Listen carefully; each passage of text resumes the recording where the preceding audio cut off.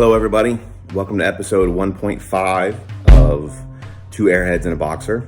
What I mean by that is we did the intro video last time, obviously, and the next video that we planned on doing is going to be a major project. At this point, we're thinking about taking off the complete rear end, taking the tire off, taking the rear end off, and kind of getting a look and see what's in there. Or we're waiting on some special tools to do that. If we don't get those in time, then we're going to take off the front tire and the brakes and kind of do like a major project for the next step. But before we can do that, here's the bike still in the condition that it was the last time you saw it. Obviously, I need to remove the rear fender and the front fender, so just sort of the small little cosmetic-y things to be removed so that we can get at the things that we want to do. As I told you in the last video, I am the novice of the two Airheads. My partner, buddy Charles, is going to be coming over, and he's more of the actual mechanic. As we said last time, he is a mechanic. He has a history of working on these things. He worked at the local BMW shop for a while, so he's going to be the hands-on guy. I can do little things like this cosmetic kind of stuff. So before he comes over tomorrow to do a major thing, I thought I'd just do a quick, brief little video. That's why it's called 1.5, on how easy it is to take these small things off. Again, these are the easy things that I can do as a novice. They just require simple tools and just a basic understanding of how things go together. So I'm just going to do a quick little video, a short little tutorial. I'll speed through all the boring parts on what to do with this, but most of y'all probably know how to do this, but I figured why not just do a quick little 1.5 video and add it in there. So this is two Airheads and a Boxer. Video 1.5, I'll do a quick little tutorial here on how to break down these easy steps, okay? You'll probably be bored, but why not make a video on it?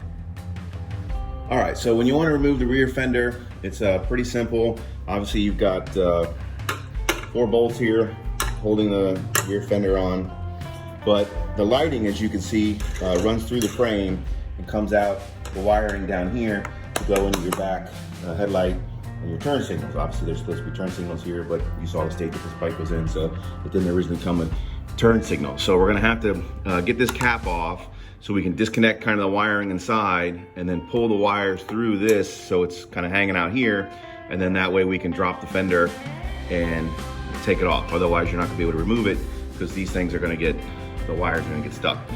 So this back cap is only held on with 2 Phillips head screwdrivers. You can see here, I've already kind of taken them out. So then you drop it out, and then I can pull the wires out of here. To get, you can do it if you want, you can remove the entire thing. As you see, there's just couple little nuts here that you can remove, and take the whole wiring kit, or the harness and the bar off and everything like that, and then I will leave you just down to here. Or if you can get all these out of here and get this out, pull the wire out, you can just leave it attached to this when you do it out. So that's what my plan is going to be. I'm gonna disconnect all these, see if I can get the wire out, and then take off the fender. And there you go. As I said, easy peasy. You just yank all these things out of their connectors that are in there. You got to pull this little rubber nut or holder thing on there or whatever off there so it'll fit through, and then you just pull it out the back, and then there's your wiring. So this is all basically disconnected now and can come off with the fender. The fender, as I said, comes off easily with these 4 bolts. It's simply a 10mm socket.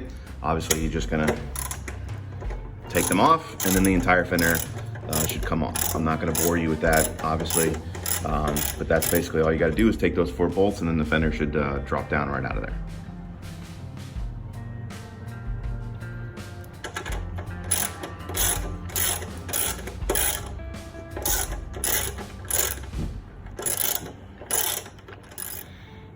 Okay, one tricky thing about this is obviously the bolt is on the top, the nut is underneath here. As you can see, it's really hard to get at sometimes. The tire's in the way. You gotta kind of finagle your way in there with a wrench or something, pliers. So you gotta get underneath here, grab onto that, and then twist at the top to get it off. So it's just kind of a pain in the butt. It's just hard to get access in there. You gotta make sure you have tiny little fingers and can get in there and do that. So once you can get in there and grab onto that, then you can do the bolts at the top and twist them out with a 10mm socket. Just wanted to let everybody know that it's gonna be a little tricky.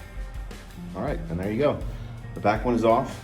Like I said, it's pretty easy. It's just a little tricky to try and get your hand up in that little space up there to get the bolts out. The bolts obviously are underneath, and then the nut goes here on the top. So you got to be able to grab from underneath with a 10mm socket or again pliers or something, and hold on to that while you adjust the one on the top. It's not impossible, obviously, but just you gotta hope you have some thin, girly style hands like mine, so you can reach up in there and get those clamps on so you can get it out. So now we're gonna move to the front. Again, the front is the same as the back. You've got the 10mm nuts here on the top, 2 of them down here on the bottom. Those should just come out as well, and then you can remove the front fender. So we'll get started on this one. Again, I'm not gonna bore you by showing you taking it off, but that's basically all you gotta do. The other thing on the fenders is, I forgot to mention, you gotta take off this bolt here. It's also a 10mm, so it's not that big a deal. None of these have, I think the nuts are captures, or the bolts are captures on the back side, so you don't have to hold anything under there like you did on the back. You could just use your socket and unscrew them off the top, because the bolts are capture bolts in there. They're not going to spin on anything, so you don't have to worry about it. Same thing with here. They actually do have, if you can see the other side over there, they have a little nut on the other side, but this one just kind of came right off. That one, if I need to, obviously I think I can reach that one. It's not going to be that difficult, but the rest of these 4 all came off without having to grab anything underneath. So that makes it easier than the rear. All right, and there you go. The front fender is now off. Look at that. How disgusting that is. I told you this bike is in interesting shape, but there it is with just some of the cosmetic stuff stripped down. I know that video may have been boring for some of you, but the parts there are going to get regulated over here to the BMW parts heap. As you saw before, I have another /6 that I kind of modified, and I like to keep the original parts for everything. I got multiple seats, obviously, but I kept all the original parts from the last bike, and we're gonna do the same thing with this bike. There's the tank, and so we don't know exactly what ones we're gonna use, what we're gonna not use, but I always like to keep the original parts. I always put the nuts and everything back on the way that they came, just in case you ever want to restore it or if you want to sell it. It's always good and a big bonus to have the original parts to go with it. So I know this may have been a little rudimentary for some people, but remember, there's 2 people that are building this bike. One of them is me, and I'm kind of the novice. Okay, I don't really know much about building bikes. Like I said, the first time I can do some cosmetic stuff like this. I can change some, your standard grips and your handlebars and stuff. But for any of the deep down stuff that we're going to be doing for this bike, taking the engine apart, taking the rear end off, that's going to be my buddy Charles who's going to do that. So our main videos are going to be when he's over here and we're going to do something major.